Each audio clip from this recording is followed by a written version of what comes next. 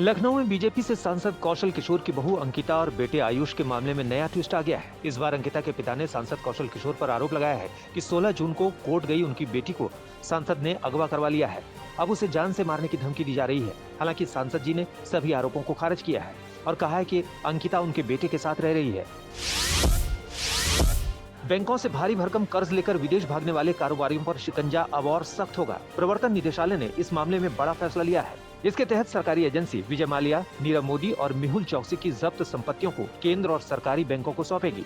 ED द्वारा जब्त संपत्ति करीब 18,170.02 करोड़ रुपए की है, जो बैंकों के कुल लॉस का लगभग 80.45% है। इसमें से 9,371.17 करोड़ रुपए के एसेट्स को वो सरकार और पब्लिक सेक्टर के बैंकों को दे देगी। विजय माल्या, नीरव मोदी और मेहुल चौकसी पर पीएमएलए कानून के तहत जांच चल रही है। इनको यूके, एंटीगुआ और बारमूडा से भारत लाने की प्रक्रिया जारी है।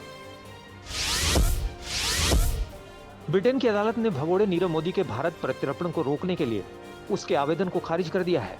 नीरव मोदी ने आदेश के खिलाफ अपील करने की अनुमति के लिए लंदन हाईकोर्ट में एक आवेदन दायर किया था। लंदन हाईकोर्ट के जज ने अपील के लिए पेश कागजात पर निर्णय लिया। कोर्ट ने निर्धारित किया कि नीरव मोदी के भारत प्रत्यर्पण के पक्ष में वेस्टमिंस्टर मजिस्ट्रेट कोर्ट के फरवरी के फैसले के खिलाफ अपील करने का कोई आधार नहीं है। ऐसे में नीरव के भारत प्रत्यर्पण की संभावना बढ़ गई है। पश्चिम बंगाल के बीजेपी अध्यक्ष दिलीप घोष ने बंगाली अभिनेत्री और तृणमूल कांग्रेस सांसद नुसरत जहां पर हमला बोला है। घोष ने कहा कि नुसरत जहां ने सिंदूर लगाकर भारतीय संस्कृति का अपमान किया है। ममता बनर्जी को उन्हें पार्टी से निकाल देना चाहिए।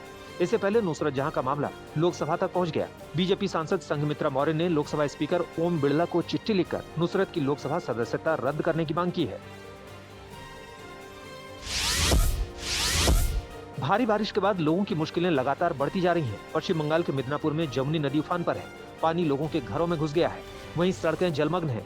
बिहार के बगहा में गंडक नदी का जलस्तर कम हो गया है, जिसके बाद कटाव का खतरा बढ़ गया है।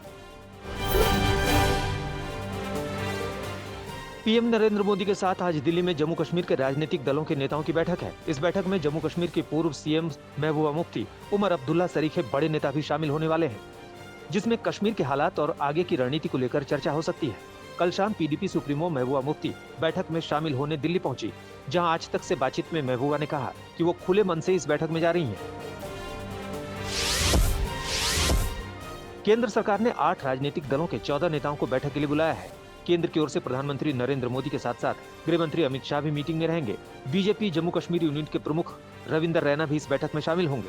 वहीं पूर्व जम्मू कश्मीर के पूर्व मुख्यमंत्री गुलाम नबी आजाद को भी न्योता दिया गया है। पीएम मोदी की बैठक से पहले जम्मू कश्मीर में 48 घंटे का हाई अलर्ट जारी कर दिया गया।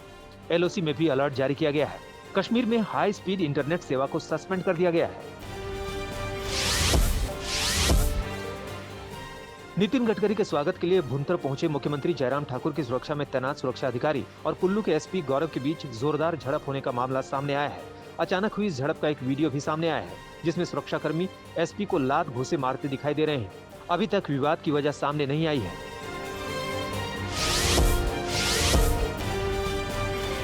राजस्थान कांग्रेस में सियासी खींचतान जारी है। सीएम अशोक गहलोत की वजह से कांग्रेस में शामिल हुए 13 निर्दलीय विधायकों के गुट ने जयपुर के अशोका होटल में सचिन पायलट के खिलाफ मीटिंग की और गहलोत के समर्थन में सामने आए। इनमें 3 निर्दलीय विधायक भी शामिल हैं, जो पायलट के साथ जाने की वजह से कांग्रेस की सदस्यता से निकाल दिए गए थे। इस मीटिंग में बहुजन समाज पार्टी के विधायकों को भी शामिल होना था, मगर उन्होंने खुद को अलग कर लिया। गहलोत की तरफ से निर्दलीय विधायक पायलट के खिलाफ मोर्चा खोले हुए हैं।